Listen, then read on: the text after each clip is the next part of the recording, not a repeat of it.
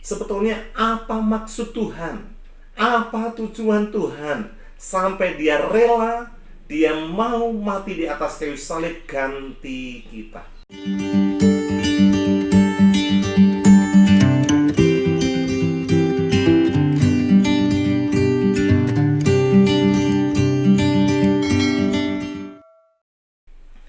Nah, Bapak Ibu Saudara yang dikasihi oleh Tuhan, apakah sempat kita berpikir untuk siapakah salib Tuhan Yesus itu? Begini, sesungguhnya hari Jumat itu memang tentara Romawi sudah menyiapkan 3 penyalipan. Tapi kita tahu bersama, 2 penjahat yang disalibkan dan 1 penjahat yang digantikan oleh Yesus. Siapakah dia? Penjahat yang dimaksud adalah Barabas. Nah, saya berdoa dan saya berharap kita semua sudah membaca tentu saja di dalam Matius pasal yang ke-27 ayat yang ke-15 sampai dengan ayat yang ke-26. Sebuah kisah yang sangat dramatis, bagaimana Barabas yang seharusnya disalibkan di Golgota, tapi Tuhan Yesus menggantikannya di kayu salib itu. Nah, kisah ini menguatkan konsep tentang substitution atau konsep pengganti, bagaimana Kristus mati di atas kayu salib bagi pengampunan dosa kita. Bapak Ibu Saudara yang dikasihi oleh Tuhan, apakah tujuan Yesus menggantikan kita di kayu salib? Sebetulnya apa maksud Tuhan? Apa tujuan Tuhan sampai dia rela, dia mau mati di atas kayu salib ganti kita? Nah, Bapak Ibu Saudara, yang pertama dari kisah pergantian antara Yesus dengan Barabas ini, kita menarik sebuah pelajaran. Tujuan Tuhan Yesus menggantikan kita mati di atas kayu salib, yang pertama supaya engkau terbebas dari kesalahanmu. Nah, Bapak Ibu Saudara yang dikasihi oleh Tuhan, kita tahu bersama Barabas itu adalah seorang pemberontak. Banyak sekali kesalahan-kesalahan yang dia perbuat. Yang pertama yang disebutkan oleh kitab suci, dia adalah seorang pemberontak. Di dalam Lukas pasal 23 ayat yang ke-19 dikatakan, Barabas ini dimasukkan ke dalam penjara berhubung dengan suatu pemberontakan yang telah terjadi di dalam kota dan karena pembunuhan. Nah, Bapak Ibu Saudara yang dikasihi oleh Tuhan, sesungguhnya apakah hanya Barabas saja yang memberontak sehingga Barabas digantikan kesalahannya itu oleh Tuhan Yesus? Tidak juga. Saudara dan saya sesungguhnya terhitung sebagai pemberontak-pemberontak itu.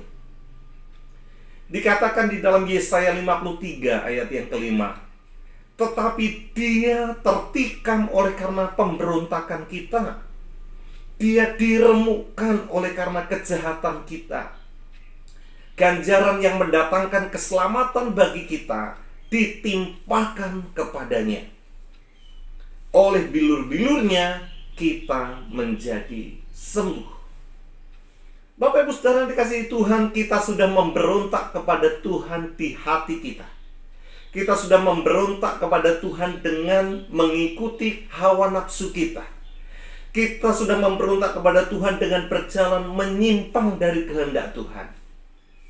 Dan kita juga bagian dari orang-orang yang digantikan Tuhan Yesus di atas kayu salib.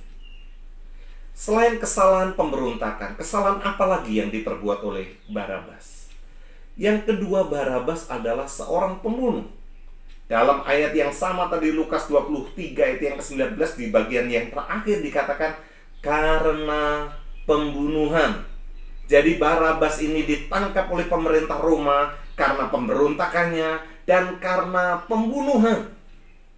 Kita tahu di masa itu bahwa tidak ada hukum yang dapat membebaskan seorang yang membunuh. Darah harus diganti dengan darah, nyawa harus diganti dengan nyawa. Tapi apakah Barabas sendiri sebagai seorang pembunuh yang digantikan Tuhan Yesus di atas kayu salib? Tidak. Saudara dan saya juga adalah bagian dari pemberontak-pemberontak itu. Lihat, dikatakan di dalam 1 Yohanes pasal 3 ayat yang ke-15. Setiap orang yang membenci saudaranya adalah seorang pembunuh manusia. Dan kamu tahu bahwa tidak ada seorang pembunuh yang tetap memiliki hidup yang kekal di dalam dirinya. Pernahkah kita membenci saudara kita? Kalau mau jujur, betapa seringnya kita membenci saudara kita. Kita tidak suka dengan kata-katanya, kita tidak suka dengan perbuatannya, kita memalingkan wajah kita saat bertemu dengan dia karena kita benci terhadap dia. Dan Alkitab firman Allah berkata, orang yang membenci saudaranya sama dengan pembunuh. Jadi posisi kita juga sama seperti Barabas, di mana Yesus menggantikan kita di kayu salib untuk supaya kita bebas dari kesalahan-kesalahan kita. Lalu kesalahan apa lagi yang diperbuat oleh Barabas? Yang ketiga, Barabas itu disebut sebagai penjahat. Dikatakan dalam Lukas pasal yang ke-23 ayat yang ke-32, dan ada juga dikirim 2 orang lain, yaitu 2 penjahat untuk dihukum mati bersama-sama dengan dia. Seperti tadi yang sudah saya katakan, bahwa orang yang dihukum mati adalah orang yang dianggap sebagai penjahat oleh pemerintah Roma. Itu hukuman yang sepadan, yang pantas diberikan kepada mereka yang dianggap sebagai penjahat. Tapi yang menarik adalah, apakah hanya Barabas penjahat? Saudara dan saya juga terhitung sebagai penjahat. Yesaya 53 ayat yang kelima juga mengatakan, tetapi dia tertikam oleh karena pemberontakan kita, dia diremukkan oleh karena kejahatan kita. Jadi kita seringkali melakukan kejahatan, kata-kata yang jahat, pikiran-pikiran yang jahat, perbuatan-perbuatan kita yang jahat. Tapi Tuhan Yesus rela menggantikan kita di atas kayu salib supaya kita boleh bebas dari kesalahan itu. Kemudian yang berikutnya apa? Barabas itu terkenal dengan kejahatannya. Di dalam Matius pasal yang ke-27 ayat 16 dikatakan demikian, dan pada waktu itu ada dalam penjara seorang yang terkenal kejahatannya, yang bernama Yesus Barabas. Kita juga sama dengan Barabas. Seringkali orang mengenal kita bukan karena kebaikan kita.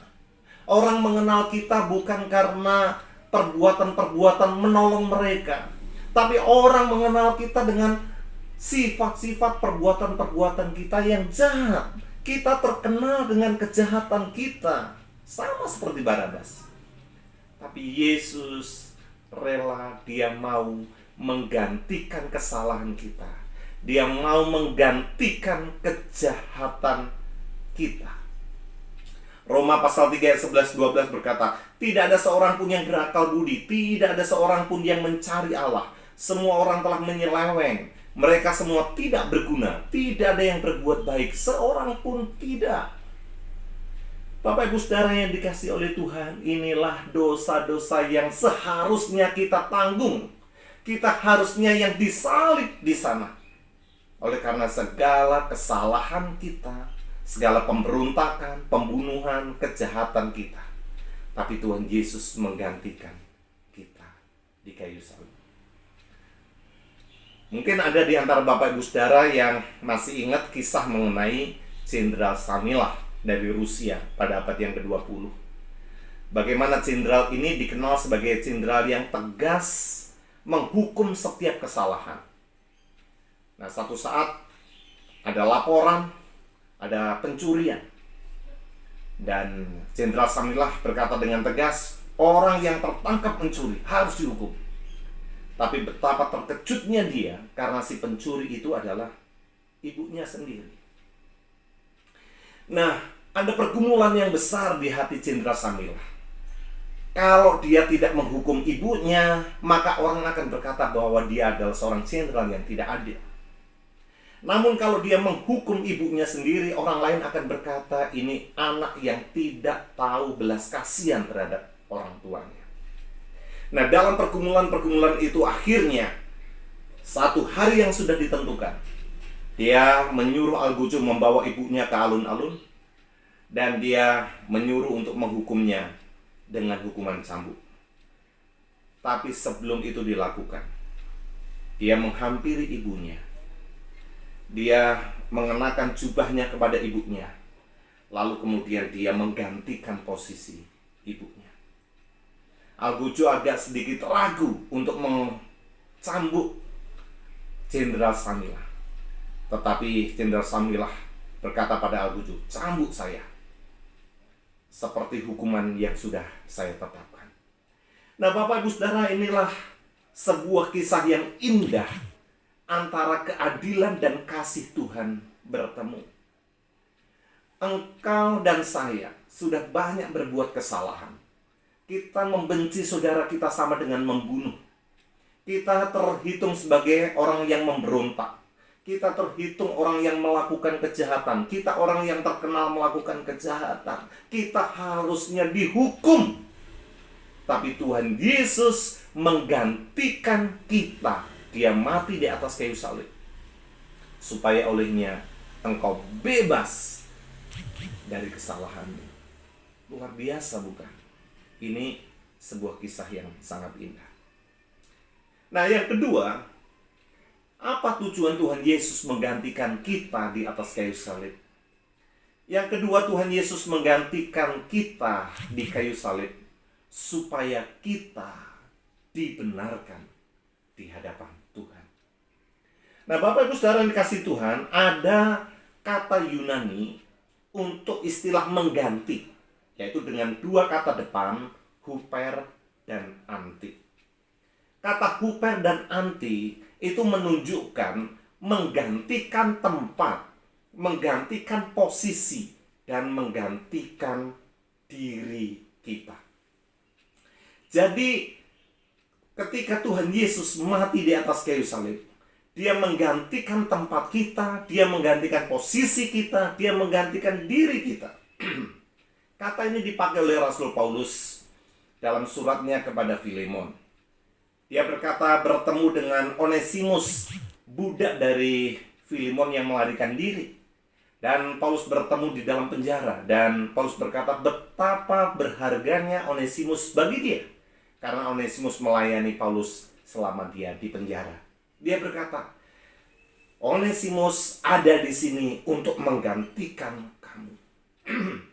Harusnya Filemon yang melayani dia. Mengapa? Karena Filemon diselamatkan oleh karena pemberitaan Injil dari Rasul Paulus. Filemon berhutang kepada Rasul Paulus, tetapi posisinya diganti dengan Onesimus hambanya. Jadi ini sebuah pemahaman mengenai konsep pengganti. Nah, di dalam Matius pasal 27, dalam ayat yang kita renungkan hari ini, ayat yang ke-26 dikatakan begini, lalu ia membebaskan Barabas bagi mereka, tetapi Yesus disesahnya lalu diserahkannya untuk disalibkan. Barabas dibebaskan, Yesus diserahkan untuk disesah dan disalibkan. Jadi sebuah pertukaran, sebuah pergantian yang kita lihat di sini. Barabas itu sama seperti kita, yaitu bahwa Tuhan Yesus juga mati di tempat kita. Sama seperti Barabas, kita telah dibebaskan karena Kristus menjadi pengganti bagi kita. Dia menjadi kutuk karena kita. Seperti yang dikatakan dalam Galatia pasal yang ketiga ayat 13. Kristus telah menebus kita dari kutuk hukum Taurat dengan jalan menjadi kutuk karena kita. Sebab ada tertulis, terkutuklah orang yang gantung pada kayu salib.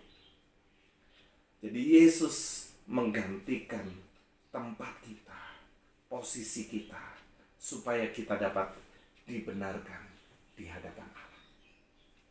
Paulus juga berkata di dalam 2 Korintus pasal 5:21, dia yang tidak mengenal dosa telah dibuatnya menjadi dosa karena kita, supaya dalam dia kita dibenarkan oleh Allah. Kristus sama sekali tidak pernah tersentuh oleh dosa. Dia tidak mengenal dosa. Tapi Kristus telah dibuat menjadi dosa karena memikul hukuman dosa kita. Supaya apa? Di sini dikatakan, supaya di dalam dia kita dibenarkan oleh Allah. Bapak Ibu Saudara, ini sebuah kebenaran yang begitu indah. Lalu Petrus juga berkata dalam 1 Petrus pasal 3:18, sebab juga Kristus telah mati sekali untuk segala dosa kita. Ia yang benar untuk orang-orang yang tidak benar, supaya ia membawa kita kepada Allah. Ia yang telah dibunuh dalam keadaannya sebagai manusia, tetapi yang telah dibangkitkan menurut roh. Dari ayat-ayat ini jelas bahwa Kristus menggantikan kita di kayu salib, supaya kita dapat dibenarkan di hadapan Allah. Bapak Ibu Saudara, saat kita memandang kepada salib, seharusnya kita berkata, itu adalah tempat saya. Seharusnya kepala saya yang dimahkotai duri, karena seringkali kepala saya memikirkan perkara-perkara yang tidak benar. Tapi kepala Yesus menggantikan kepala saya yang dimahkotai duri. Seharusnya tangan saya yang dipaku, karena tangan saya betapa seringnya melakukan kejahatan-kejahatan. Tapi tangan Tuhan Yesus yang dipaku menggantikan tangan saya. Seharusnya kaki saya yang dipaku, karena kaki saya sering melangkah kepada hal-hal yang tidak benar, hal-hal yang tidak kudus. Tapi kaki Yesus yang dipaku menggantikan saya. Seharusnya lambung saya yang ditusuk tombak, lantang hati, karena hati kita penuh dengan kecemaran, kenajisan, tapi Yesus menggantikan saya. Bapak Ibu Saudara yang dikasihi oleh Tuhan, Yesus mati di tempat kita. Yesus mati menggantikan posisi kita. Yesus mati menggantikan diri kita, supaya olehnya kita dapat dibenarkan di hadapan Allah. Nah, Bapak Ibu Saudara yang dikasihi oleh Tuhan, yang ketiga, apa tujuan Tuhan Yesus mati di atas kayu salib menggantikan kita? Yang ketiga, Yesus menggantikan kita supaya kita tidak lagi diperbudak oleh dosa. Ya mungkin kita berpikir, wah, Barabas ini seharusnya hari itu, Jumat itu, dia yang disalibkan. Salib sudah disiapkan. Tapi Tuhan Yesus menggantikan dia. Kita mungkin berpikir, bagaimana kehidupan Barabas setelah itu? Mungkin kita berharap bahwa Barabas akan lebih menghargai pengorbanan Kristus yang menggantikan dia. Mungkin kita berpikir bahwa Barabas akhirnya menjadi seorang murid Kristus dan akhirnya melayani Tuhan. Tapi tidak ada bukti sama sekali bahwa Barabas kemudian menjadi murid Tuhan. Justru yang terjadi sebaliknya. Sebuah tradisi mengatakan bahwa Barabas kembali dalam sebuah pemberontakan kepada Roma, dan akhirnya dia mati terbunuh oleh pasukan Romawi. Menyedihkan sekali. Sayang sekali.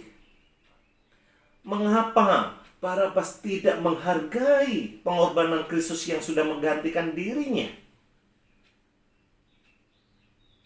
Nah, bukankah kita juga seperti itu, Bapak Ibu Saudara? Kita tidak menghargai pengorbanan Kristus bagi kita yang sudah mati di atas kayu salib. Dalam Roma 4 ayat 25 berkata, Yesus itu sudah diserahkan untuk dibunuh karena dosa-dosa kita. Lalu ia dihidupkan kembali oleh Allah untuk memungkinkan kita berbalik dengan Allah. dalam terjemahan bahasa Indonesia sehari-hari. Jadi Tuhan ingin setelah Dia menggantikan kita, kita tidak lagi diperbudak oleh dosa. Kita tidak kembali kepada kehidupan kita yang lama, tidak kembali kepada pemberontakan kita, tidak kembali kepada pembunuhan, yaitu membenci saudara-saudara kita atau melakukan dosa-dosa yang lain.